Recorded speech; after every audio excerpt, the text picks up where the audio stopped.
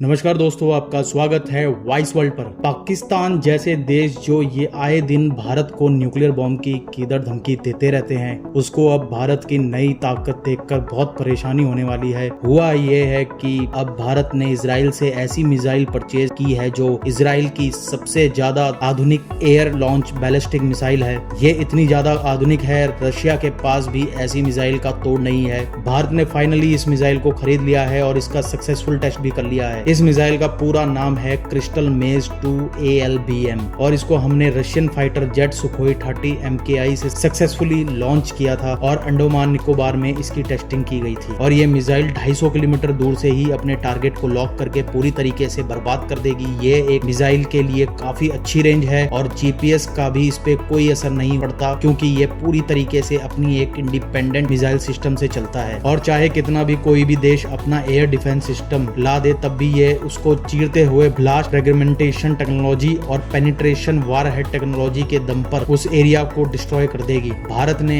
इस मिसाइल को मेजरली पाकिस्तान के न्यूक्लियर वेपन को ध्यान में रखते हुए खरीदा है, ताकि भारत जरूरत पड़ने पर पाकिस्तान के पूरे बेस को ही डिस्ट्रॉय कर दे। इजरायली डिफेंस कॉन्ट्रैक्टर राफेल के अनुसार ये जो मिसाइल है, इसे शॉर्ट में रॉक्स भी कहा जाता है। ये next generation air to surface missile है। दुनिया में जितने भी आधुनिक मिसाइल हैं, उनके प्लेटफॉर्म को ही ज्यादा एनहांस करके नई टेक्नोलॉजी डेवलप करके इस मिसाइल को बनाया गया है, जैसे Rafale legacy Popeye cruise missile, spice smart bomb. इन सब की टेक्नोलॉजी को लेकर और ज्यादा नेक्स्ट लेवल ले जाया गया है और नई टेक्नोलॉजी जैसे electro optical seeker, INS GPS, anti radiation homing, all weather capability के साथ फाइनली इस मिसाइल को बनाया गया है। इंडिया ने इजराइल को भी इसलिए चूज किया है इस काम के लिए। ये बहुत ही ज्यादा स्ट्रेटेजिक है। बेसिकली भारत ट्राई कर रहा है अब रशियन वेपन्स के ऊपर अपनी डिपेंडेंसी को घटाने के लिए, क्योंकि रशियन वेपन्स की इफेक्टिवनेस दिख ही गई है रशियन यूक्रेन वार में। और पिछले 5 साल में देखा जाए तो 36% से भी घटा है रशियन वेपन्स का कंट्रीब्यूशन इंडियन वेपन्स में। और रशिया ने काफी ज्यादा हाइप क्रिएट किया था अपने सबसे आधुनिक मिसाइल किंजल हाइपरसोनिक वेपन के बारे में। रशिया ने कहा था कि इसे कोई नहीं पकड़ पाएगा, ये बहुत ही ज्यादा अनबीटेबल अनमैचेबल मिसाइल है। लेकिन अमेरिका के US patriot missile defence system ने इसे पकड़ लिया था रशियन यूक्रेन वार में। और इसी रीजन के चलते भारत रशियन वेपन्स के परफॉर्मेंस में इतना भरोसा नहीं कर पा रहा है। भारत ओवरनाइट तो रशियन वेपन्स लेना बंद नहीं कर सकता, लेकिन भारत अब अपने डिफेंस पार्टनर को डाइवर्सिफाई कर रहा है। भारत अब US, France, Germany, Japan, south Korea और इजराइल से अपने नए हथियारों को खरीद रहा है। और भारत का अब ध्यान ज्यादा से ज्यादा अपने make in India flagship programme के अंदर डिफेंस प्रोजेक्ट बनाने में है। हम अपने हथियारों को भारत में ही ज्यादा से ज्यादा बनाने में ध्यान दे रहे हैं। इससे भारत की डिफेंस इंडस्ट्री भी तेजी से ग्रो करेगी और हम अपने डिफेंस एक्सपोर्ट्स भी बढ़ा सकेंगे। वैसे भारत के द्वारा खरीदे हुए मिसाइल ने पाकिस्तान की नींदें उड़ा रखी हैं। आपकी क्या राय है? कृपया कमेंट करके जरूर बताएं।